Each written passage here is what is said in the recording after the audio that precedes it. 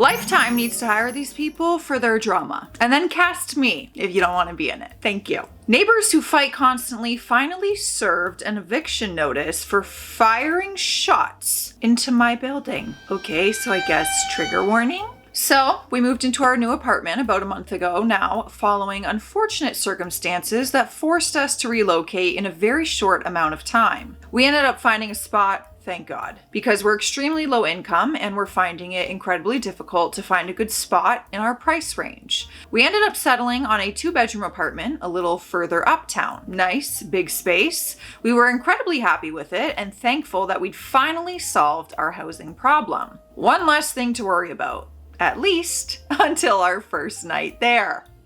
Your first night? You didn't even get one night in this place? Immediately, it was clear that our downstairs neighbors were going to be a problem. From night one, the couple that lived down there have been in a constant fight. Every single night, nearly 2 a.m. on the dot, he would come over and immediately the entire building would be filled with the sounds of them screaming, throwing things, stomping around. Usually it was because the girl wanted her money.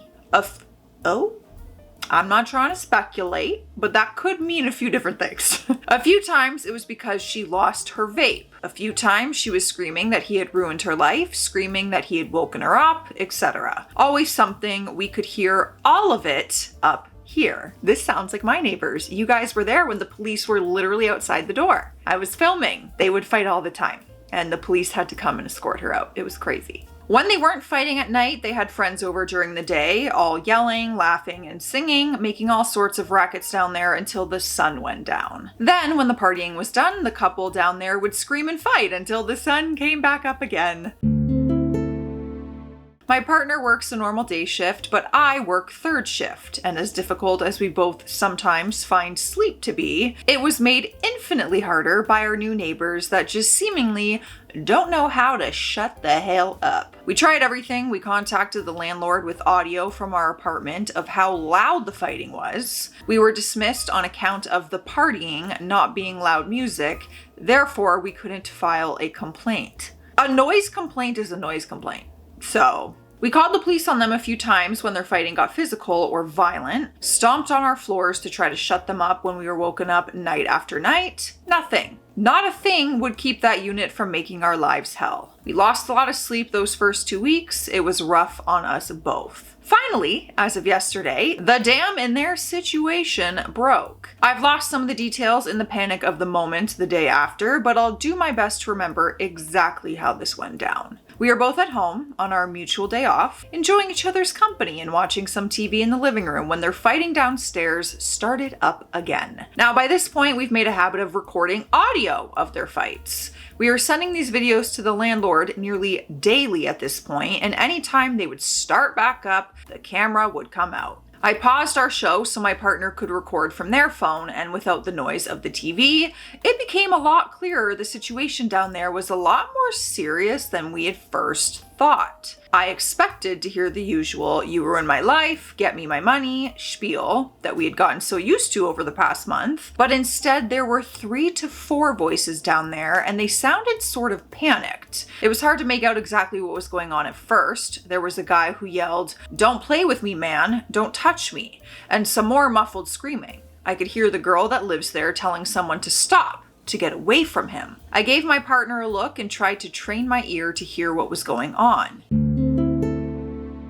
"Don't shoot me" was the next thing I heard. And by that point, I had decided I'd had enough. The fight had started right below us, so I quickly ushered my partner further into the apartment and into a safer area where we could hunker down. If someone down there had a weapon, I didn't want to know which direction the bullet would fly. By that point, there was a lot of crashing from downstairs, like the whole lot of them were wrestling with each other. A lot of begging and screaming for a guy not to shoot. Screaming that he has a weapon and to call the police, banging on their doors. By this point, I had pulled out my phone and I had gotten in touch with 911 and was informing dispatch about the situation from our bedroom closet. The noise from downstairs spilled into the hallway as people finally got out of it and ran from that apartment. This is terrifying.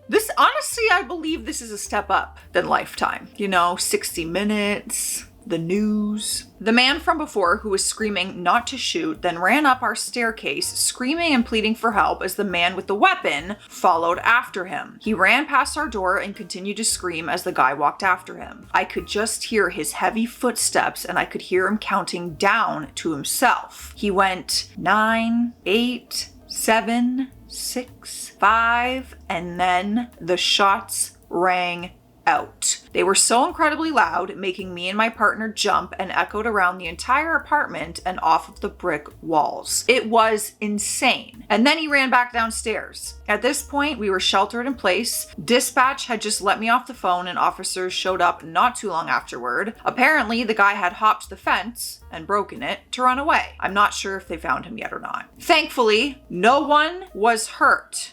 Thank God. Then I don't think I could have kept this story on my YouTube channel, to be honest. This is a little more serious than the drama I'm used to having on here. Thanks to our ritual of recording the fights, though, we got the entire incident on video. We elected to spend the night with family and quickly sent the footage to our landlord, who informed us that he would get in touch with the police to serve a proper eviction notice. I am equal parts horrified and relieved. Finally, I can get some sleep in my apartment, but I hate that their violent tendencies had to turn near deadly for anyone to take action. I'm thankful to be alive and I'm thankful no one was hurt, but I can't really say I'm surprised it happened based on the kinds of people our neighbors seem to bring around. I just wanted to get the story off my chest. It happened yesterday and I'm still pretty rattled. Yeah, I would be too. I'm actually so genuinely happy that no one was hurt. Don't know the situation, but no one was hurt, and I'm happy to hear that much. And they're evicted, so you can sleep well and hopefully be safe. Bridezilla is embarrassed by groomsman's wheelchair, and you're gonna marry this woman? What do you mean? You know what? We don't know yet. We don't know the situation. It sounds terrible though.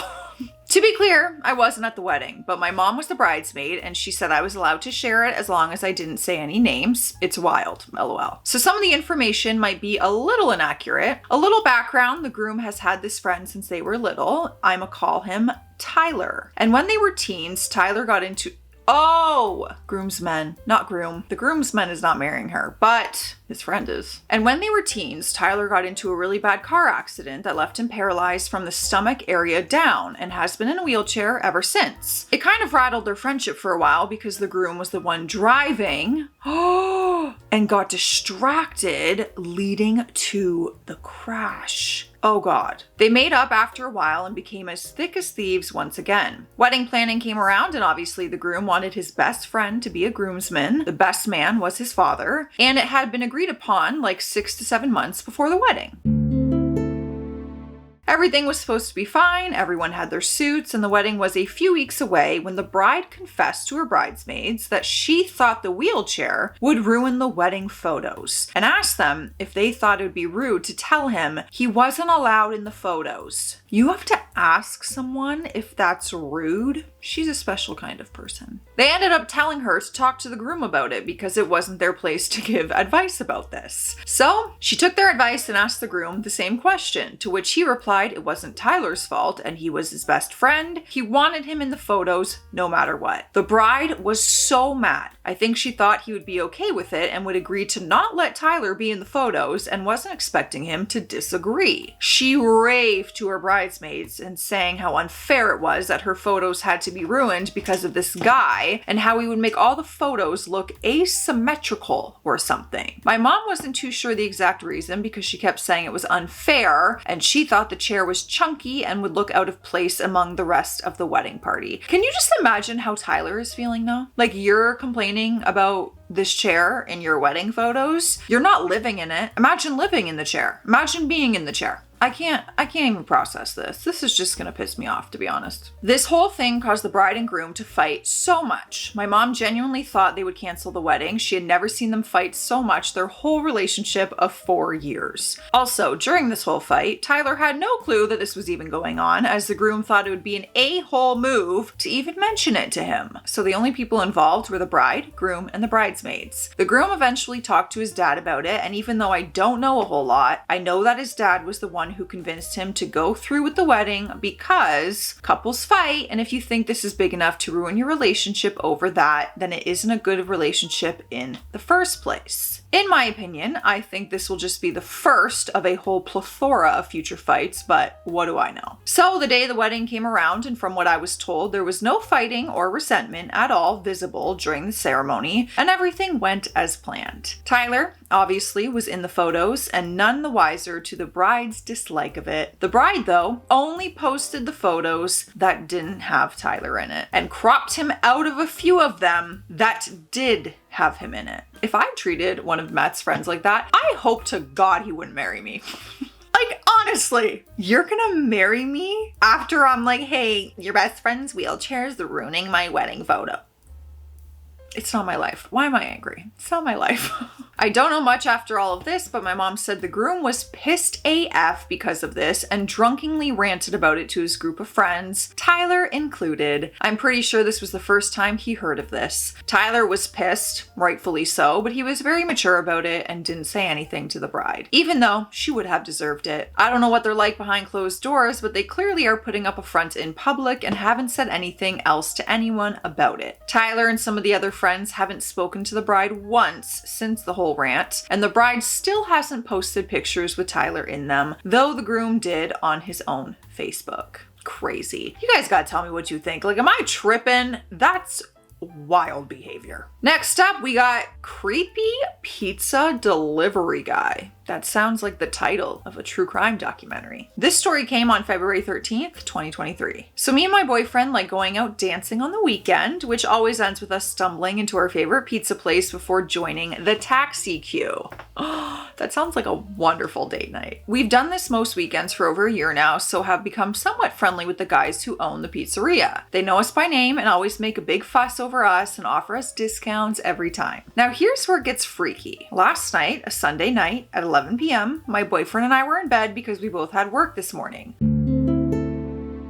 My phone started ringing, which was weird for that time of night, and I saw it was an unknown number, so I ignored it. Next thing we know, there's someone knocking on the front door. All the lights in the house were off, so we were clearly in bed or not home. I had another call from the same number, and then the person knocking started hammering on the door and flicking the letterbox. My boyfriend got up to answer it, even though I was a bit shaken, and warned him not to. If I had been alone in the house, I never would have answered. Hell no. So he goes downstairs to answer the door, and lo and behold, it's one of the guys from the pizzeria holding 2 freshly cooked pizzas that we didn't order. He said not to tell the other guys of the shop, but they were a gift from him to us, his favorite customers. My boyfriend took them from him and thanked him, but we couldn't get back to sleep for hours. We just felt so odd about it. We have ordered from there once for a takeaway, so that's clearly how we got our address and my phone number, but it's still weird, right? Yeah, I don't think I'd be eating those pizzas. And maybe that's because I got trust issues and I watch a lot of true crime, as we know. My mind will always go to worst case scenario. It just will. He poisoned the pizzas. There's a tracker in the pizzas. He's trying to kill me with those pizzas. Anyways, we have an update. So let's see if there's more here. We have an update that came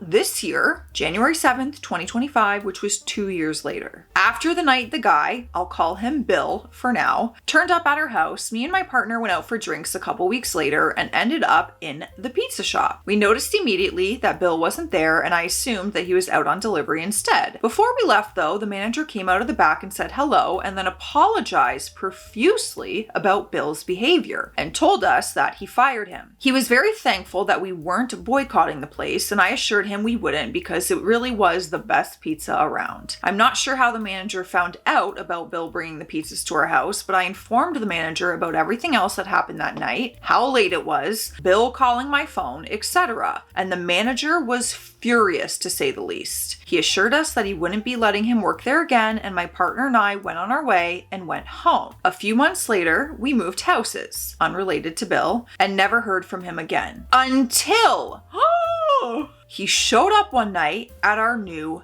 house. He was delivering food for Uber Eats. I didn't want to take it further because we hadn't heard or seen him in months, so we just left it alone and went about our life. But then, about a month ago, I was going through my message requests on Facebook, and I saw that someone called Bill had been messaging me, or trying to, for months. I went into the messages and clicked his profile, and lo and behold, it was creepy Bill. I blocked him immediately, and that is when I decided I would report him to Uber Eats. So I filed a complaint about him, and I haven't heard anything since. But yeah, I've had no idea how he found me on Facebook or how he knew my surname, but he did, and he tried to message me for months. I was right. I knew it. My thought is that he was hoping you were home alone. Probably saw you come in, thought you were pretty. He's like, I'm gonna roll up late at night. Hopefully she's home alone and answers the door. And I'll have the excuse of, oh, I'm just bringing you my pizza. You guys are our favorite customers. Now just take this in and I'm gonna follow you and I'm gonna murder you. It's gonna be great. That's what I think genuinely is what happened. But you guys let me know your thoughts. Maybe you don't watch as much true crime as me. And your mind is not going there, but let me know. On that note, let's hop on Hydration Station. I have not stopped using this water bottle since I bought it. I can't. I love it. It's my new favorite. Oh, I almost didn't cheers you. Cheers. Drink some water today. We have a Karen nurse in our hospital unit, and it's becoming a patient safety issue. I work in a medium-sized hospital in the surgical ward, and we unfortunately have what I can only describe as a full-blown Karen nurse on our team. Let's call her Nancy. She's been here longer than most of us, about 11 years, and acts like she owns the whole damn ward. Where do I even begin? She refuses to take orders from doctors younger than her, especially female ones. She once laughed in the face of a new resident and told her, "Sweetie, I've been doing this longer than you have been out of diapers." Wow. Oh, you win. Who the hell cares? Who cares? That doctor walked away red-faced, and I had to reassure her that we're not all like Nancy. Nancy also believes that patients are too soft nowadays, especially the elderly ones. She constantly complains when they press the call button too much, and has even ignored bed alarms just because Mr. Reyes is just being needy again. This is like the nightmare of a nurse. This is the nurse that everyone hopes they don't get when they are in a medical emergency. I once caught her rolling her eyes at a dementia patient who was having an episode and whispering, "This is why I hate this floor." She's racist in that weird coded way. She'll call Black patients aggressive, even if they're just frustrated or asking questions. She avoids taking Spanish-speaking patients and refers to them as the ones who don't speak proper English. How is she employed? The worst part? She once said in the break room, quote, "I only give 100% to the ones who are grateful. Not my fault if the other ones don't get the same care." Pretty sure this is the opposite of the definition of a nurse, and what we all hope a nurse will be. Let's not forget how she treats her coworkers. She hoards supplies in her locker and accuses others of stealing her gauze. She openly criticizes new nurses in front of patients and families, making sarcastic remarks like, "Wow, bold choice leaving the side rails down. Guess some of us skipped this day in nursing school." She never washes her hands properly. I've seen her do a literal 2-second splash and walk out. When we remind her about infection protocols, she snaps with, "I've been doing this job longer than the CDCs have been writing guidelines." The entitlement, man. She's anti-vax, ironically. She got the hospital exemption for the COVID vaccine and loudly talks about how essential oils and zinc keep her healthy. She once told a patient's daughter not to vaccinate her kids while in uniform. And she weaponizes HR. Anytime she gets called out for anything, she runs to HR claiming harassment or ageism. She's like Teflon, nothing sticks, but it's getting dangerous. Nurses are requesting to switch shifts just to avoid working with her. Patients complain, but the admin just brush it off because she has seniority and good reviews. We've reported her, but HR basically says she's too hard to terminate because of all the technicalities, her long employment history, and the fact that she has a solid reputation with some of the older bosses who still vouch for her. It's frustrating because nothing changes. It's so exhausting dealing with her toxic energy. She's not just a pain, she's a liability. We're literally risking patients' health because one senior nurse is too arrogant to change or be held accountable. I would lose my mind in there if I had to work with her. I would struggle so hard with that. I'm struggling just reading this story, let alone being in there. Oh no, couldn't be me. Next up, my girlfriend told me she was with a friend, but that friend was with me, picking out an engagement ring. Oh boy. This story came June 30th, 2020. God, this is a doozy. I swear my life feels like a movie right now. Sorry for the weird formatting. I'm on mobile and this is my first time. Okay, we don't care. I, 28 male, am planning on proposing to my girlfriend of 3 years, 26 female. Now, I suck at picking out jewelry. I'm the type of guy that doesn't see a problem with heart-shaped jewelry. Seriously, why is it considered so ugly? Excuse me. I would love a heart-shaped ring. Are you kidding me? Heart-shaped jewelry is ugly? Says who?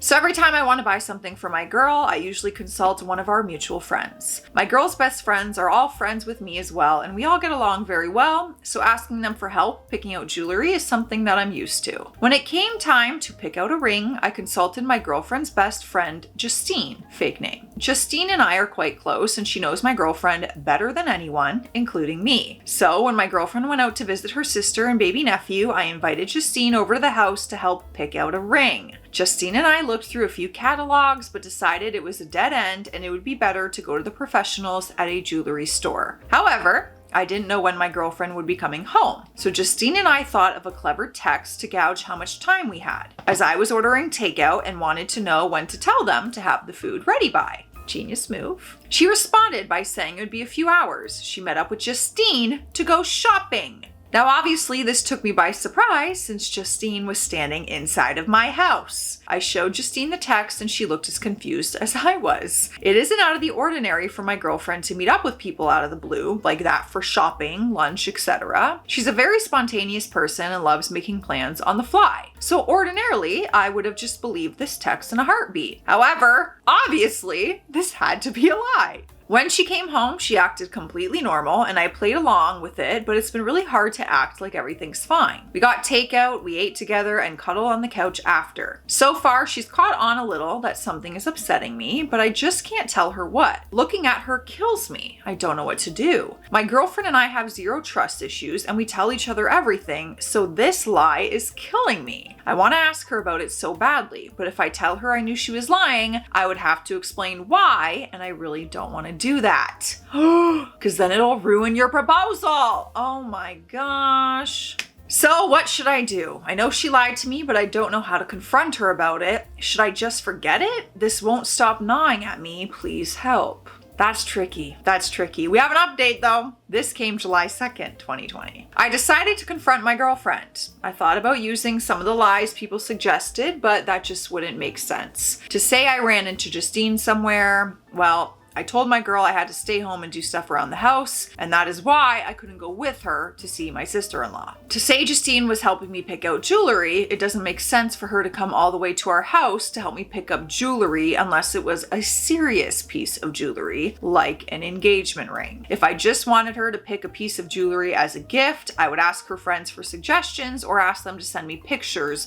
of jewelry she might like. It all happens over text. None of the excuses made sense, so I decided to be honest. I basically just said that I knew we'd been talking about marriage and she probably knew a proposal was coming soon, so I invited Justine over to help me find her the perfect ring. And that so happened to be the day that she said she was going to see her. So, what's the deal? She immediately started grinning like an idiot and prodding me about proposing and the ring, but then we got back onto the topic of where she was and she confessed what she was really doing. No, she wasn't cheating, and no, she wasn't picking out a ring for me. The amount of times this was commented was crazy. Oh, that would have been cute. I didn't even think of that. I felt the worst. I'm sorry. So some people are dog people and some people are cat people. Well, I'm a snake person. Ooh. I grew up with snakes my whole life. Kudos to you. My biggest fear. But I never felt like I was able to get one because my girlfriend has always been uneasy about living with a snake, which I completely respected. Also, the process of buying and raising a snake is very different from that of buying and raising a dog or a cat. It's quite complicated. So you could imagine my surprise when my girlfriend then showed me a picture of her holding the cutest Kenyan sand boa I had ever seen. Needless to say, my girlfriend was going to surprise me with a snake. We're picking her up next week. I definitely did not expect this and I feel bad for ruining the surprise. But oh well, life is good. Sorry this isn't the ending you guys wanted or expected. Just a snake. Honestly, that was a fun plot twist, to be honest. I don't want people to get cheated on. It sucks that you both had your surprise ruined, though. The proposal and the snake. It's like, man, she could have said any other friend's name, but she had to say Justine when Justine was there. Truly, if Matt was like, I'm gonna buy a pet snake, we would be over. I couldn't do it. They're my biggest, I don't want to be afraid of snakes, and I'm aware that it's all mental. Even the little skinny, cute garden ones, everyone's like, they don't bite. I'm not scared of being attacked. I hate the way they move, the way they look. They're like centipedes without legs, and they, my biggest fear. I can't do it. Matt's brother has a little snake in his house, and we always go there, and I'm just like, I look at it in its little home, and I'm like, you can sense my fear. I know it. Let me know your biggest fear. I haven't asked that before, I don't think. See you guys later. Stay classy out there. Stay sassy.